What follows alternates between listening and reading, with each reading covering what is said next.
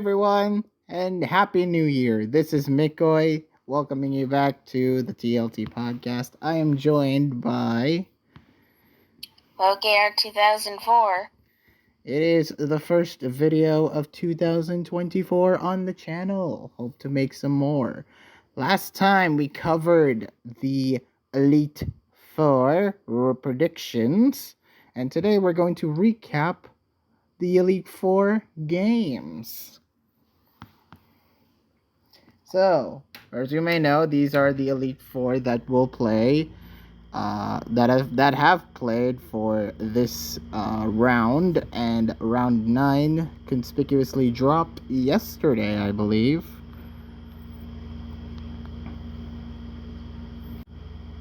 Well, it says Sunday, so I guess it was on the 31st, 2 days ago, yeah. Okay, 2 days ago. So, the matches have concluded, and we are on now to end this tour off with a high note. Let's first off recap the games, starting with the winner's bracket. JJ versus Nimzo. Shall we say this was a mugging? Yes, we can call it that. This was an absolute mugging. So, first they played Ubers, where this one was an interesting game. First off, JJ's Tinglu, I gotta give praise to that Tinglu for doing such a good job of neutering the Arceus ground with double ruinations, as Nimzo was setting up a Dragon Dance under a light screen, and then proceeded to beat it with Arceus' own Extreme Speed. After the thing was intimidated by Lando. Yes, furthering the fact that a well-neutered Arceus ground can lose to as simple as a normal Arceus with lefties and Extreme Speed. Well, many things can lose to a simple, normal, well, not literally simple, not the ability. I meant a lot of things can lose to a normal Arceus, Mikoy. Well, this was a shining example of that. Then, what came after was pretty interesting. Arceus, now that Koraidon has entered the field, Arceus went ahead and Terra Ghosted, while Nimzo went for the Scale Shot, which missed. Yeah, that was unfortunate. Especially since, Koraidon with loaded dice is a good strat and has been known to kill. Yeah, and I don't know how much it did or whether or not it killed. If it didn't kill, then I don't think it mattered too much, but if it did, then yikes. It did matter. It would have mattered, but doesn't Koraidon have, special attack? I mean, it's still good enough that you could do 5 hits with the loaded dice, so you can get your scale shots down, so you can get your speed up, but, What? You think scale shot's a special attack? I've always looked at scale shot and thinking, oh, it's a special attack. No, it's a physical attack. It just has low power. It just has low power, me. It's a multi-hit special. It's a multi-hit physical attack. No, you're doing it. You caused that slip up, Miko. You caused that. Now you're doing it. All right. Anyway. At least I actually know it's a physical attack, Miko. But this thing does against an Arceus, it might have not done any much. But whatever. The point is that scale shot, at this health, maybe could have killed. Hard to say. Arceus is Arceus. It's very bulky. It is pretty bulky, so I wouldn't put it past the JJ if he could tank such a hit. If it did, then also, Arceus would be low. Even if it did hit and kill, I still think JJ won this game given how he was completely outplaying. Yes. And whittling down everything little by little. He would have just done the same to that Koraidon. Right. And that makes a whole lot more sense. And then, like, he still had his Lando by that point. He could have intimidated it, gone Pex, poisoned, you know the rest. yes, speaking of the poison and the walling and stalling, we have Toxapex, who kept walling the Terra Flying Zacian, hazing and recovering at a lot of times, but you know, the eject button definitely helped at one point because you get rid of the intimidate, but to get in Lando, I mean, to get the intimidate off, and then you bring in Toxapex so you can wall the Behemoth blades while you haze and recover. You just don't have. Again, critical hits are always a scary thing with these ones, but I'm glad JJ took the time and get the haze in, get the toxic in, get the recover and get its recover in good situations, and completely outplayed Nimzo at that point. Yeah, I'm of the opinion Nimzo probably should have switched out Zacian sooner. And not attempted to take on that Pex. Yeah. You can't beat that damn Pex if it has haze and toxic. It's very, very wally destructive. And the fact that he hard switched into Miraidon to allow it to recover, and then Miraidon going back at it again, get the toxic, and then get the toxic again. You just had to play the hard switch long game there, but instead JJ foresaw that and toxic you back. Well, yeah, unfortunately Nimzo didn't go for it on that turn, and JJ went and toxic tried toxicking the Zacian again, but then once again called the Miraidon coming out, then toxic that, and well, to be honest, I can see why he made that play. Like Nimzo already figured out the Zacian's not gonna be able to break that Pex, so JJ might have figured he was being baited. Yes, it was just a debate play at the end. So yeah, completely understandable, but like yeah, JJ had this game by the horns at the last moment with Toxapex. I guess it also makes sense that he figured that he didn't want to go for it because either one of two things, and I'm assuming it's the second one of these. One, he may have forgot JJ already Terra'd and expected a Terra from the Pex, maybe. But two, Tinglu's in the back and nearly full health. Yes, Tinglu. You still got Tinglu. It's probably that second one. Yeah, you still got Tinglu in the back. You still got to worry about that. And then, you know, once you have that taken care of, it's just like it's still way too much of a hurdle. And JJ still has more mons to counteract Nimzo by the end game. Oh yeah, upon analyzing this a bit further, yeah, like we see that he switches in Miraidon on the recover, he switches out Miraidon and into the Zacian. It wasn't to take a toxic. I think he just predicted Tinglu would switch in. I guess, yeah. Then he sees Tinglu doesn't switch in, so he goes back into Miraidon, and I'm sure JJ probably expected that, and thus toxic that turn, and Nimzo's like, crud. Yeah. And can't win now. Yeah, you cannot win at that point. Next up is RU, which Nimzo had a pretty aggressive beginning. Beating out the Iron Jugulus immediately with the Azelf explosion, and Lycanroc immediately following up. You call it Azelf? Well, people call it Azelf. I call it Azelf. I call it Azelf. And that's the correct pronunciation.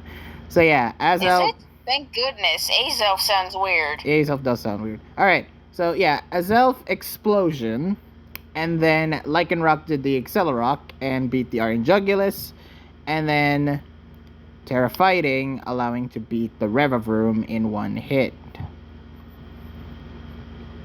He also did good damage to Gardevoir as well before he sacked it with a Moonblast. JJ's Crocodile was pretty unfortunate in this game. only having gunk shot. Yes, it was. It only Yeah, had gunk shot against the Yanmega. Yeah, I guess this was Wait, no, I don't know what set this crocodile was per se, but yeah, that first gunk shot miss was pretty unfortunate. Yes. In hindsight. Yes, because Yanmega's frail. It can't live a 2-hit KO. And that first, if that gunk shot first hit, then it would have done the same damage that it did. And also, since Crocodile was You saw the second gunk shot that did about half, 51, yeah. and that means the first one probably would have done around the same, meaning it would have died in two, and JJ would have been able to hit it as well. Yeah. Because Custap Berry. It is a Custap Berry. It's and it did hit, which caused the Yanmega to be at half health. Only took bug buzzes to beat it. Although I do okay, well actually no, it does make sense why he Terra grounded, because he didn't want the bug buzz to be super effective against it. Yeah, he didn't want the bug buzz to outright kill him, Mikoi. But and besides, he probably knew that it still did a lot, but not enough to kill.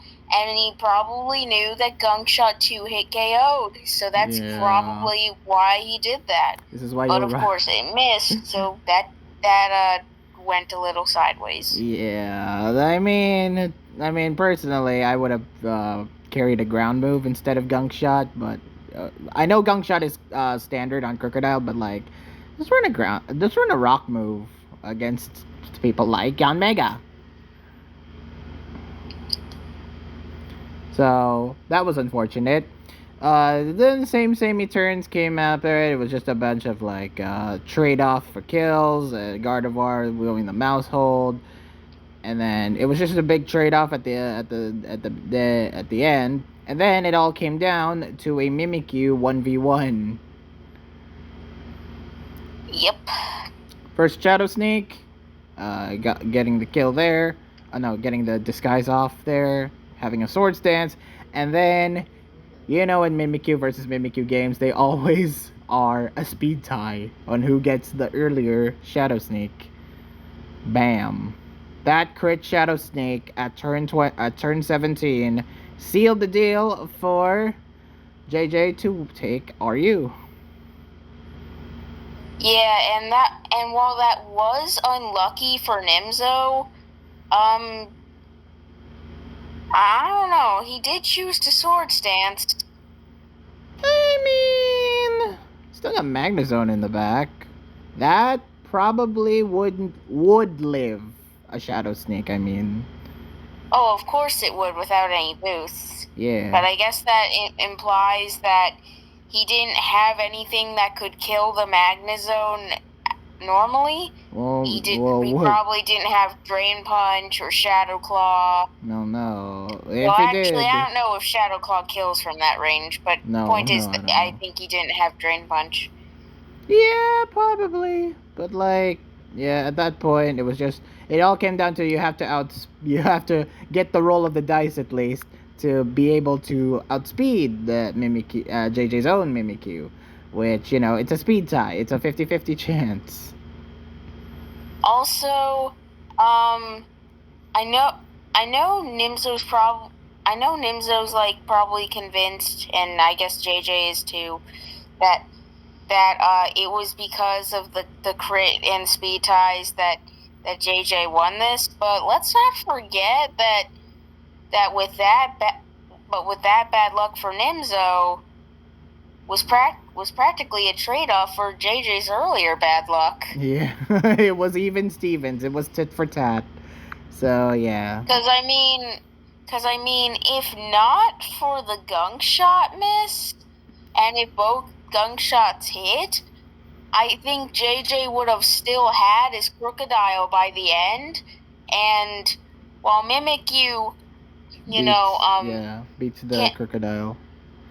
Yeah, Mimikyu wouldn't have so much leisure to Nimzo's Mimikyu would not have as much leisure to swords dance and go and kill things. It would have broken with the its health disguise low first. because Yeah. originally the thing is he wanted to he wanted to have JJ's Mimikyu die to Life Orb recoil and then kill Magnezone.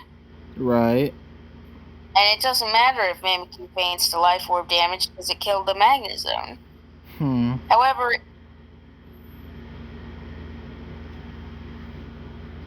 they finished it by Yeah. okay. Yeah. So in the end, JJ took the win. It was tit for tat at the end. Damn, I was about to re-explain too. Oh, sorry. Oh, go ahead. Before we move on to the next one, if you have anything more to say, let it all out. I was saying that without the gunshot miss, JJ would have had an extra Mon at the end, and while in this case, Mimikyu only had to kill one more Mon after the opposing Mimikyu, and then it would die to Life Orb damage. If JJ had an extra Mon and Crocodile, which, mind you, has Intimidate, then I think it might have died to Life Orb damage before it could kill the rest of the Mon, so JJ would have taken it then. It's still a JJ advantage at the end. And that was just a scenario of if Gunk Shot hit. Right. The game would have gotten a lot of ways, but I think it still would have favored JJ. Yes. All right. Last, but in the series, actually, yeah. Are you surprised? This is not a best of 3 curb stomp. This is a best of 5 series that just so happens to be a 3-game series. OU was next, and oh boy, was it a mugging, an absolute one at that. Well, that's kind of what happens when you bring the same OU team for the entire tour. Is this literally you get countered? Is this literally what Nimzo brought every single OU game? This is what Nimzo brought to me, so yes. Oh my god. But yeah, JJ dominated. And to my knowledge, just about every other OU game they played. Same for Ubers, actually. They brought the same Ubers team every time, too. The Screen, Zacian, and then you get this for OU. Yeah. So JJ dominated Nimzo. What more do you really have to say? Cinderace was used very effectively in this one, doing court change on an incoming Iron Valiant switch in on turn 7, as well as getting good burns on both Dragonite and King Gambit for extra leverage, while Iron Valiant and even Foul Play Amoonguss did most of the attacking, with Skeledirge Terra Watering to beat King Gambit by the end to win. We gonna mention that JJ expertly absorbed a trick from King Gambit? Golden Go? No, from Golden Go, yes. He benefited from that trick. Yes, I'm sure Nimzo expected Tinglu to switch in, but yeah, this is kind of what happens when you use the same team over and over. They know your stats. They do know your stats. Or they can predict them. And that very much could be the case since JJ's very good at OU. He's very, very good. Very well solid, very well played. The Rotom definitely hydro pumped the Great Tusk with its Choice Scarf in order for it to get into sash damage, and so the court change was there just for just so it can't come in safely anymore. And yeah, I'm of the opinion that this game was officially over once that Ogerpon got into range of the I guess I don't know. Like basically once it how it was like at 73 or something before then it hit the Amoonguss and Rocky Helmet damage shipped it further. Once it got to that range, I'm like, oh yeah, this is over. No, this was complete over. It was completely over. I thought JJ had the dominance, but my god, when that ogre pawn hit the Amoonguss with and it took damage by a Rocky helmet, I'm like, this is 100% confirmed. JJ wins. Yeah, simply because I know the rules of like Iron Valiant using close combat, and even though I don't think JJ's Iron Valiant was mixed, I think it was just special. Yeah. But still, I'm like, oh, he's in the Iron Valiant close combat range. He's done. Yeah. So yeah, again, nothing really much to say there. The burning of the Dragonite, and then later the King Gambit was definitely very helpful for the Cinderace against the King Gambit at the end, and then boom, the Terra Water was very nice. Turned up in the end, bam. Yeah, and yeah, I think it's clear that JJ brought a team that was, very good into what Nimzo normally brings. Very, which very again good. is not too hard to counter once you see they brought the same damn team the whole time. And so that was the downfall for Nimzo from the winners bracket. JJ will continue and is in the winners bracket finals. He's in the grand finals now as the winners bracket representative. And so we gotta pick who will face Nimzo in the losers bracket finals. So we had Also, Mikoi, I like how back when we were first predicting what JJ would be favored in, you said you boldly exclaimed that JJ was even favored in Ubers. Yes. When that was Nimzo's tier, and wow, you Yes. were not wrong, goddamn. Yes. It was I knew JJ is favored in all 5, and look what happened. But Mikoi, this is why you listen to me. Ubers is the other tier they brought the same team over and over for. So well, it's very clear that JJ prepped well into this. That is what the TV tropes would call. That's what TV tropes would call hilarious in hindsight. That's all.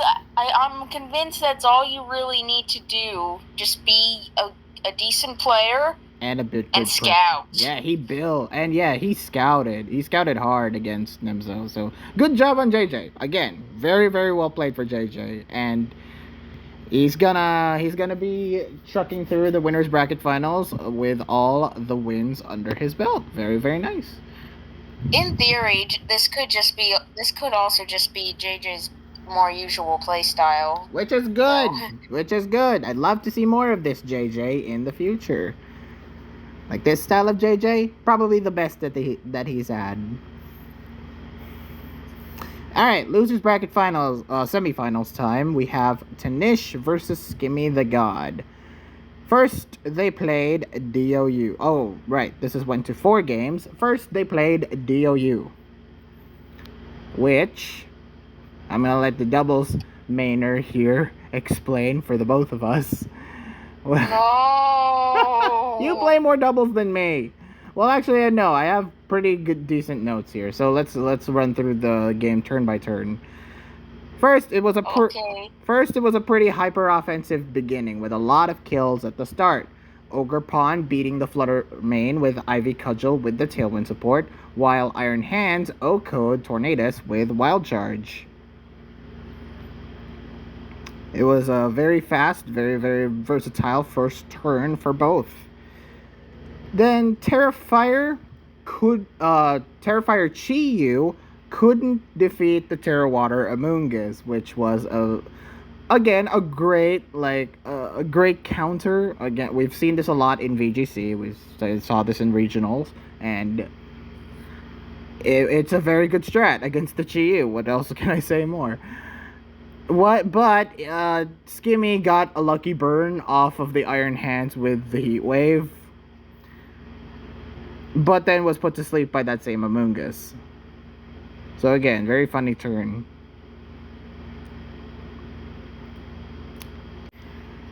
And then, Tanish had a good turn 4, beating the Ogre Pawn with the King Gambit's Sucker Punch, whilst having his Lando tank and Ivy Cudgel with Citrus Berry. I know it was intimidated, but it was still a nice tank. It was tanked at a very good pace, and then the Citrus Berry definitely helped.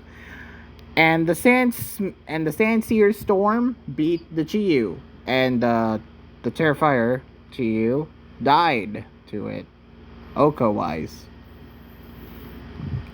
And then towards the end, towards the late game, Komo was then burned by that same Sandseer Storm used by the Lando, which weakened its Iron Defense body press strat, which Tanish put to use and beat it, and Goldango at the end to win.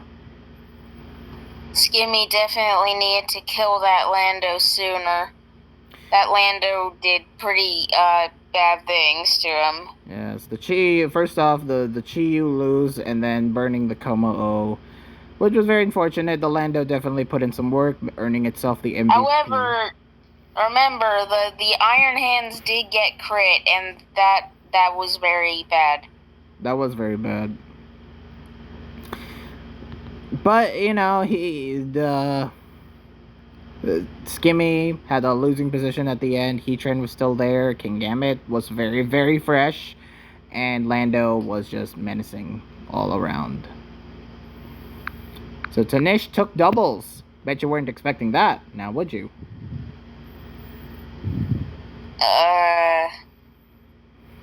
This one was kind of 50-50, to be honest. Okay. OU was neither is bad at doubles. Yeah, neither is bad. But neither is a doubles main either. Tanish, though, winning over Skimmy was a surprise.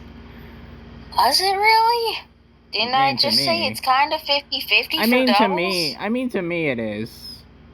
Because, from what we perceived of Skimmy and what we perceived of Tanish in doubles, we would think that Skimmy had the advantage, but just by nature. But not the case. It's not the case. All right, OU. Now it's time to devolve into singles tiers because we're filthy singles mains. OU is next.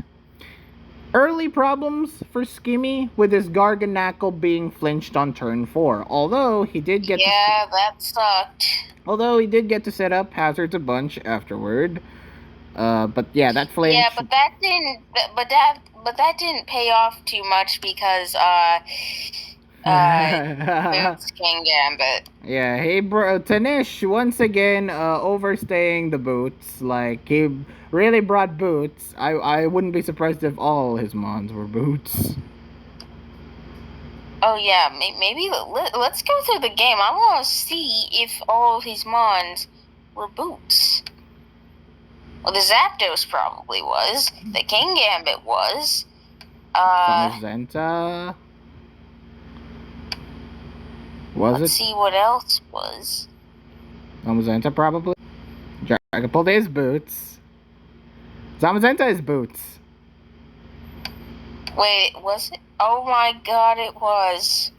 My god, did Tanish just bring Boots? Is Tanish's Boots strats working a lot? It seems to be a running trend with Tanish and OU games that Tanish just loves to spam Boots on his items. And what about the Slowking? Was that Boots? Well, it didn't reveal its item. But we would like to assume that it is Boots. Oh yeah, because hazards weren't up and it never came out again. But considering it was a pivoting Slowking, it probably was Boots. So, yeah, speaking of Zamazenta, that was the next problem for Skimmy. Tanish correctly predicted the crunch, the Dragapult switch in to do crunch on the... Not all of them run crunch, but I guess that one ran crunch. That one ran crunch, which was very, very nice. Very nicely played there. And tanking its Draco Meteor to kill it. only to not kill the Great Tusk by a close combat. It lived. It lived a hit there. And then King Gambit and then in the end game, King Gambit was the one to ultimately take out Skimmy because it did a crucial thing, a very very crucial thing, which was turn 22, where Ogerpon Terra rocked and King Gambit Terra ferried. Ogerpon went for the low kick, and it did not kill, while the Iron Head definitely did kill.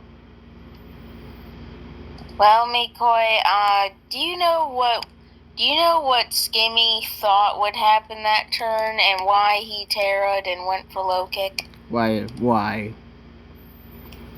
Well, he probably expected a sucker punch. Okay. And well, I'm gonna guess that sucker punch didn't kill once the defense is raised to 1.5 after going Terra Rock. Yes. So he probably expected that Tanish wouldn't Terra and would just go to sucker punch, but I guess Tanish I think maybe Tanish saw through the Terra. Maybe, yeah. He foresaw that. Or he was either unsure if Sucker Punch killed, or he saw through the Terra, or, knew what the Terra did. It raises defense and saw that would probably be pretty good to do right now. So he Terra'd to make sure he didn't get low kicked, because Cornerstone Ogerpon does often run that. Yes. To beat kings like King Gambit. And yeah, the Iron Head. And yeah, it ultimately tanked the low kick with the Terra Fairy. Iron hit it, killed the Ogerpon. As well as beating the Samurott Hisui via Kowtow Cleave and ultimately took OU. Yep, now OU is not something I expected Tanish to take. I expected that one to go to Skimmy. Yeah. Ubers, though. Ubers was a breath for Skimmy the God. A nice breather for Skimmy. Something was it really, though? Was it really? I would say it is. And from the way Skimmy played, he definitely earned this break. He definitely earned this Ubers that's win. true, but, things were not going his way for this game up until later. We'll get to that when we get to that. But I do have to give credit to Skimmy. He brought the Dragon Dance Arc Ground to beat Tanish's own Arc Ground. It found a perfect opportunity to set up with stealth rocking and ice beaming it, and then Skimmy Terra grounded in order to kill the Arceus with Earthquake to make sure that thing is dead on arrival. And then Ribambi, of course, beating the Ribambi as well. And then, of course, Ice Beaming in turn 7 to having to deal with the Terraflying Zacian. Of course, it didn't kill, but, it's something at least. Chip. It was Chip. Then later, and then after the Arc Ground menacing wars at the beginning, Skimmy did feel a little hampered because the Zacian, Tanish's Zacian was winning the speed tie against Skimmy's. Yeah, it won the speed tie twice. First it took an attack from it, lived, but used Sword Stance, which I guess maybe might have been a bit greedy in hindsight, since what happened next was it lost the speed tie again and died. Yeah, F indeed, says Skimmy. But, he definitely earned it towards the end by having the Koraidon live the Behemoth Blade.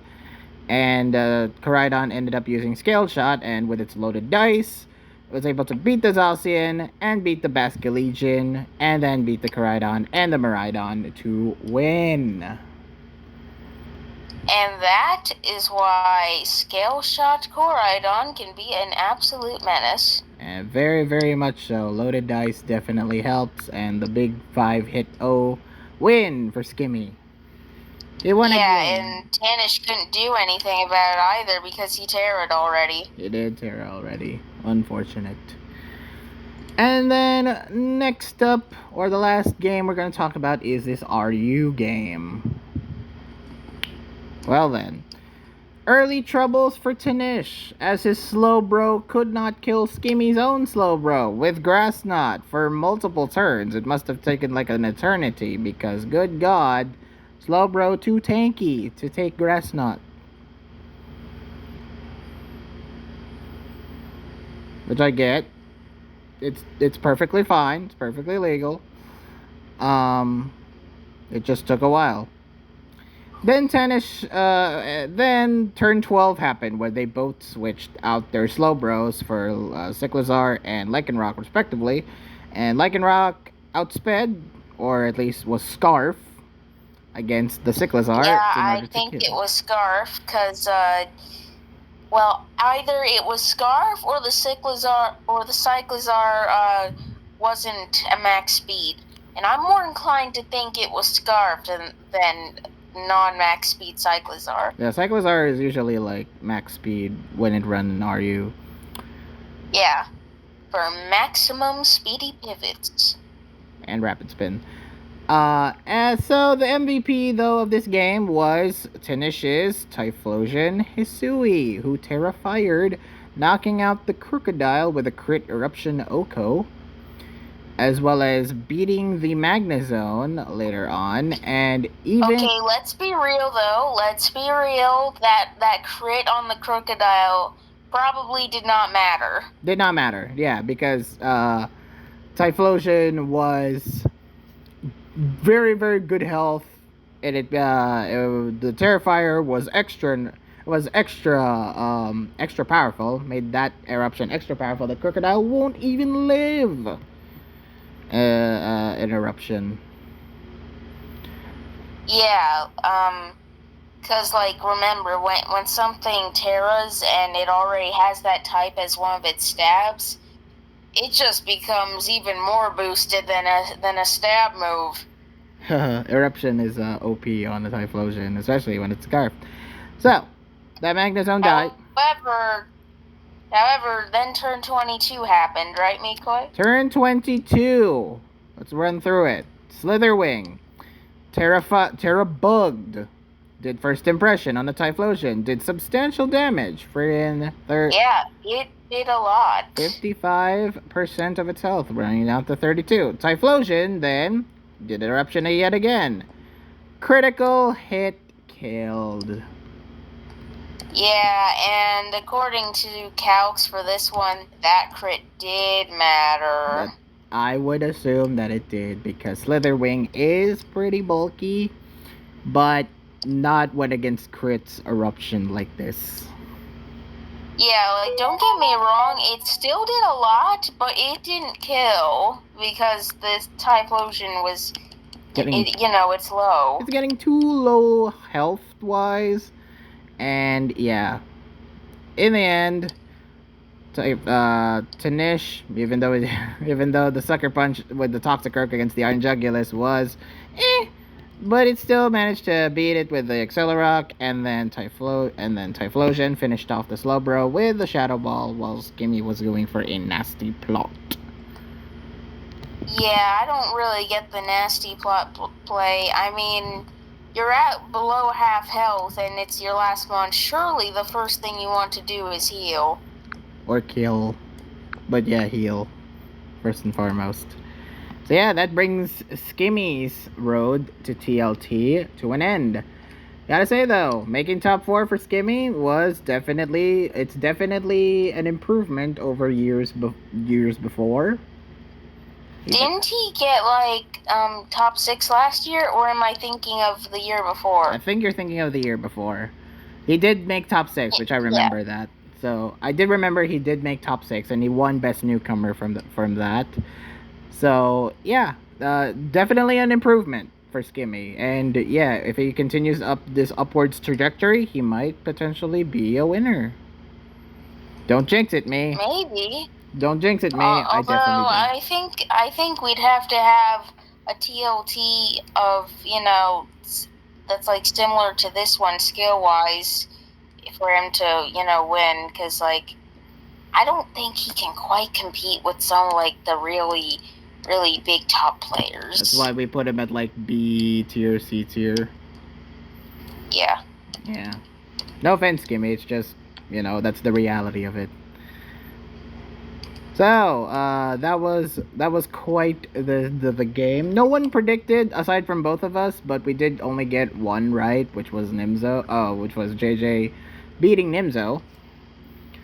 Yeah, we didn't even get a chance to think about this one properly, so we're not counting it. We're really not counting it. We might not just not count the rest because we already know what would happen at the end.